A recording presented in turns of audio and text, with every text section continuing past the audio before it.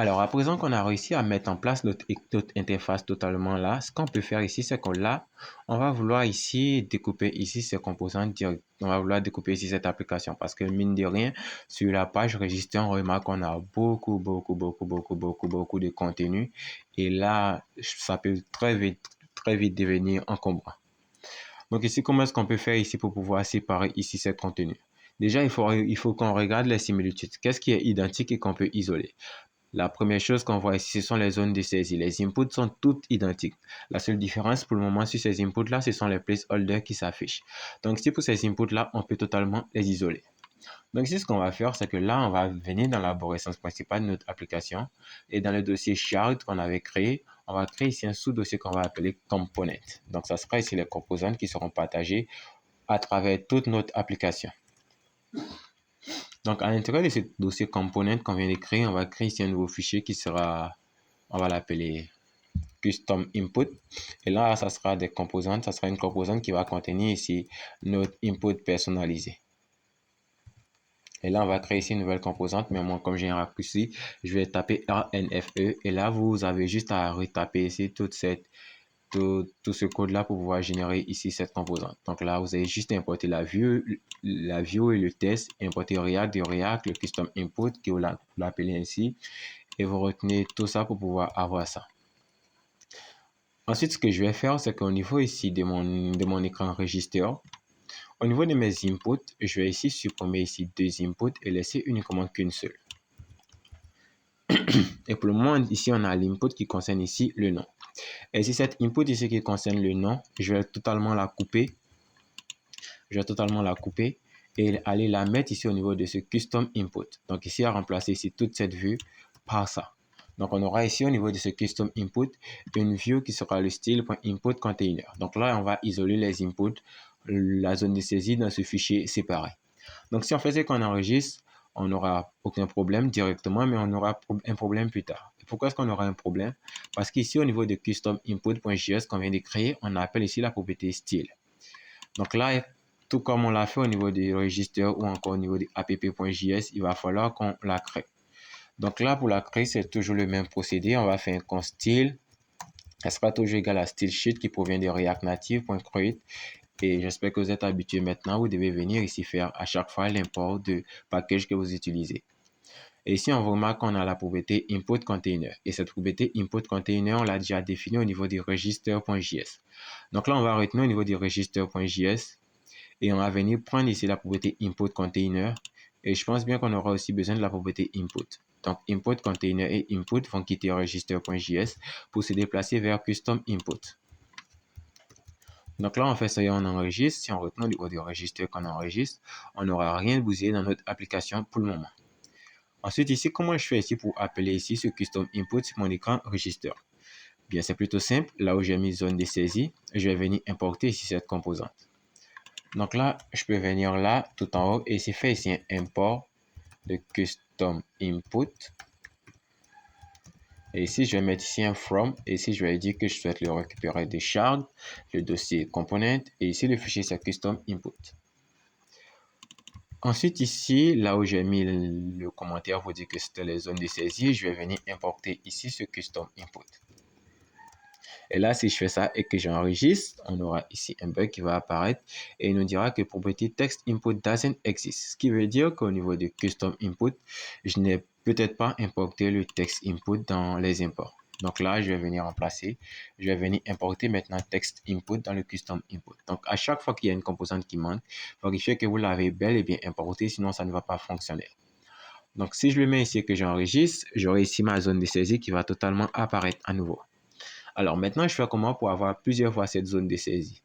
C'est plutôt simple maintenant. Puisque j'ai créé ici une propriété personnalisée, je peux ici dupliquer ici cette propriété pour pouvoir avoir le nombre de zones de saisie que je souhaite avoir. Donc là, si je le duplique 3 fois et que j'enregistre, j'aurai ici mes 3 inputs qui seront totalement remises à 9. Alors là, on remarque ici, on a un problème, c'est que le placeholder est totalement identique. Et pour chaque zone de saisie, on veut avoir ici un placeholder différent. Et si je viens que je modifie ici le placeholder, donc là, si je viens ici entrer, à la place d'entrer votre nom, entrer votre email, on remarque que là, ça va modifier ici pour chacun des 3 inputs parce que c'est cette même input ici qui est appelée plusieurs fois. Alors, comment est-ce que je peux faire ça? Avec React, on a la possibilité de faire ça en utilisant ici des propriétés.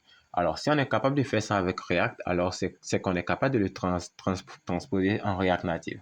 Avec React Native, c'est à peu près la même chose. Donc, React Native, on va dire que c'est un React qui a été écrit pour le mobile. Donc, c'est le même code React que vous venez réécrire ici en React Native. Donc, pour cette composante custom input, on va lui dire qu'elle accepte ici des paramètres. Et comment est-ce qu'on fait ici pour définir des paramètres? C'est qu'ici, à ce niveau-là, vous pouvez venir lui dire que vous attendez des propriétés. Et ici, pour ces propriétés-là, je vais lui dire que moi, je connais les propriétés que j'attends. J'attends une propriété qui s'appelle placeholder. Donc là, ça sera ici le placeholder que moi, je vais attendre comme étant la propriété. Et ici, pour cette propriété-là, je vais lui dire que maintenant, le placeholder sur cet écran, ça sera égal à la propriété placeholder que moi, j'attends. Et là, si je fais ce que j'enregistre, je n'aurai plus rien ici dans mes inputs parce que je n'aurai pas fourni de placeholder par défaut. Mais au niveau du register.js, si par exemple, la première composante, je viens ici le définir un placeholder, je lui dis que le placeholder, ça sera entrer votre email et que j'enregistre, vous allez voir que là, le placeholder, ça sera entrer votre email. Et là, je vais mettre ici entrer votre nom. Le second, ça sera placeholder. Là, ça sera entrer votre prénom.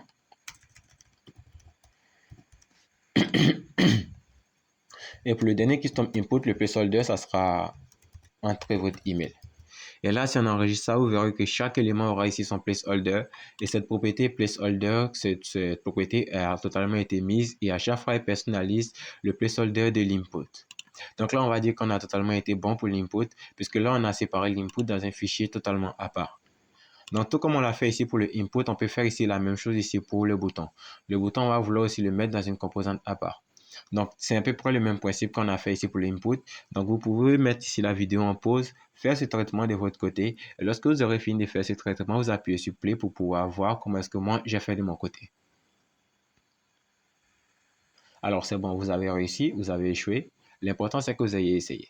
Alors, comment est-ce qu'on va mettre ici le bouton dans une composante externe? Toujours au niveau du composant shared, parce que ce sera la composante qui sera partagée tout le long de notre application. Dans le sous-dossier component, on va créer ici un nouveau fichier qu'on va appeler custom avec un C majuscule. Comme je l'ai dit, la première lettre va commencer par une lettre majuscule. Et là, ça sera custom button.js. Et là, je vais encore refaire RLFE pour pouvoir importer ça rapidement. Mais vous avez besoin de faire tous ces imports-là. Vous devez importer view, text, importer React, créer une constante et faire tout ce tralala avant de commencer. Ensuite, ici, on va venir au niveau des registres et on va prendre tout le bloc qui concerne ici le bouton, c'est-à-dire que tout ce touchable opacity. Donc là, on va prendre tout ce touchable opacity ici. On va le couper, on va venir le mettre ici dans custom button. Donc là, on va remplacer cette vue par lui. Et cette fois, on ne va pas faire l'erreur, on va importer tout ce dont il a besoin. Là, on remarque qu'il a besoin du touchable opacity, de la vue et du texte. Donc là, on a déjà la vue et le texte. Ce qui nous reste à importer ici, c'est le touchable opacity. Donc la touchable opacity. Donc là, ici, on n'aura plus le bouton. Mais comme on l'a fait ici pour le custom input, on peut venir importer ici le bouton. Donc ici, on peut venir faire ici un import de custom button. Et ici, vous suivez l'arborescence, c'est à peu près la même chose. .char component custom button. Ensuite, là, ici que je préparé pour mes boutons, je peux ici appeler ici mon custom bouton. Et si je fais ça et que j'enregistre, j'aurai encore une erreur parce que je n'aurai pas créé ici des styles au niveau de mon custom bouton. Parce qu'il atteint ici le style, le bouton container et le bouton texte. Donc, comme d'habitude, on va créer ici une nouvelle constante style qui sera également quoi? Style sheet. Style sheet. Et style sheet provient toujours de React Native. Donc, assurez-vous de l'importer totalement en début de fichier. Par exemple, là, moi, je l'ai déjà importé. Et ici, on attend la propriété button container et button text. Donc, on va retenir sur le camp register, on va rechercher le button container et le button text. Donc là, on va prendre ces deux propriétés-là. Et au niveau du custom button, on va venir les mettre là. Donc, si on les met là, qu'on enregistre, on remarque qu'on aura ici notre bouton qui sera totalement remis à neuf. Et on remarque que notre application garde toujours sa même apparence.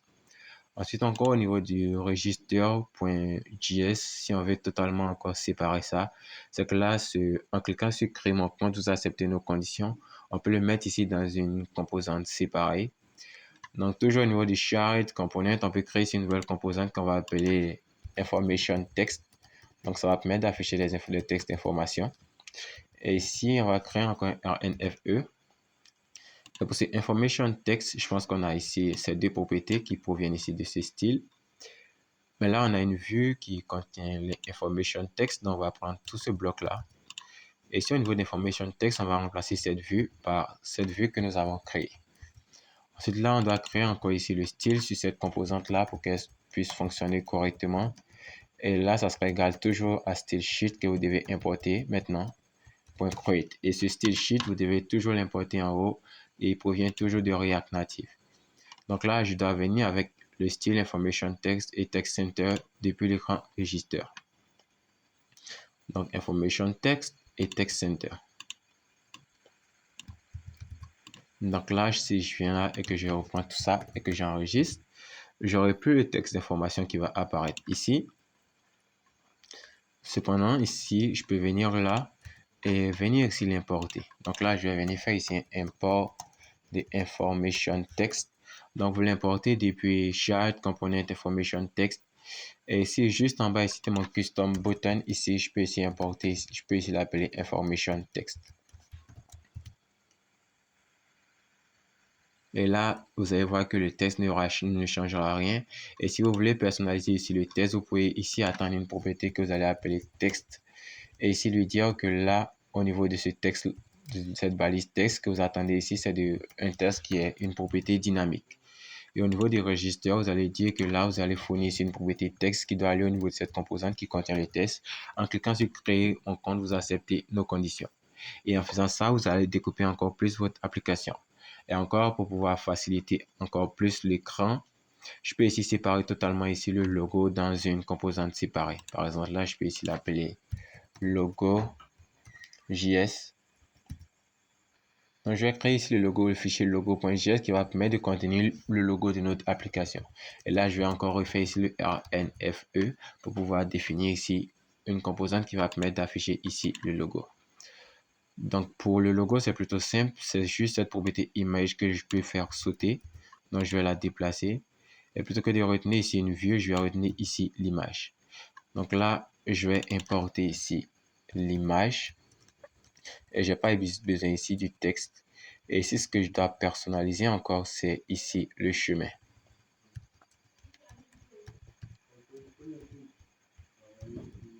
Donc, pour le chemin, c'est 3 chemins, asset, image, logo.png. Ensuite, là, ici encore, je dois venir importer ici le logo. Donc, toujours sur registre, je peux venir là, faire import logo. Donc là, logo, from Chart Component Logo. Et ici, juste avant ici le titre de notre application, on peut ici lui dire qu'on souhaitera afficher ici le logo. Donc, si on fait ça, qu'on enregistre, on aura ici un problème parce que là, il nous dira au niveau du logo que la propriété style n'existe toujours pas. Donc là, ici, je peux venir faire un const style. Ça sera toujours égal à style sheet qui provient de React Native, la propriété create. Et ici, pour le logo, je vais voir quelle propriété j'attends, image container. Donc, sur le camp register, je peux venir là et chercher ici la propriété image container, la copier et la mettre ici au niveau du logo. Donc là, si je fais ça que j'enregistre, j'aurai ici mon application qui sera totalement ici découpée. Tout sera mis séparément. Et ici, au niveau de mon fichier app.register.js, on aura seulement des composantes qui seront appelées. Et là, je peux faire sauter tous ces commentaires qui ajoutent des lignes inutiles à mon application. Donc là, ici, mon application est totalement découpée. J'ai ici le titre qui est mis là, j'ai le logo qui est mis là, j'ai ce texte-là qui est mis là, qu'on peut le séparer pour le mettre ici dans une composante unique comme on l'a fait pour les autres. Là, j'ai ici un custom test, des inputs personnalisés, des composantes d'input personnalisées. Et ici, une composante aussi information text pour pouvoir faire ça. Donc là, à travers cette vidéo, vous avez appris comment est-ce que vous pouvez découper votre application React Native dans des composantes pour que vous pouvez intégrer sur plusieurs écrans si vous avez besoin d'eux. Donc, par exemple, là, dans la prochaine vidéo, on va s'attaquer au nouvel écran qui sera l'écran de connexion, l'écran login, où l'utilisateur aura besoin de son email et de son mot de passe pour se connecter. Et puisqu'on aura ici conçu toute cette interface au préalable, on n'aura pas besoin de se fatiguer longuement.